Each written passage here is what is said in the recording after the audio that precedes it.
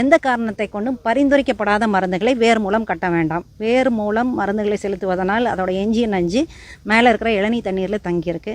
அதனால் நம்ம அதை சாப்பிடும்போது அது ஏதாவது பாதிப்பு ஏற்படலாம். அதனால் இதுவரைக்கும் எந்த பூச்சிக்கொல்லி மருந்தும் தென்னை மரத்தில் கட்டுவதற்கு தமிழ்நாடு வேளாண்மை பல்கலைக்கழகம் பரிந்துரைக்கவில்லை.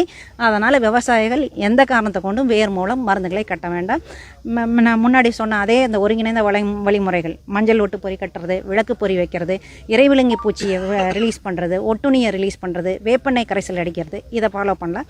இன்னொன்று, இந்த வெள்ளையீ தாக்குதல் இருக்கும்போது அதோடைய எக்ஸ்கிரீட், அதாவது அது ஒரு கழிவு திரவத்தை சுரக்கும். அது தேன் மாதிரி இருக்கும், பிசின் போல். அது படியும் போது இந்த அடிமட்டைகளில் பார்த்திங்கன்னா கரும்பூஞ்சானம் ஒன்று படரும். அதனால் அடிமட்டைகள்லாம் கருப்பாக மாறி இருக்கும். விவசாயிகள் அதை பற்றி அச்சம் கொள்ள தேவையில்லை. அதை ரிமூவ் பண்ணுறதுக்கு மைதா மாவு 25 கிராம் 1 லிட்டர் தண்ணிக்கு அந்த அளவில் கலந்து நல்லா மட்டையில் படுற அளவுக்கு நம்ம பீச்சி அடித்தோம்னா அது போய் அந்த இலையில் படிஞ்சிரும்.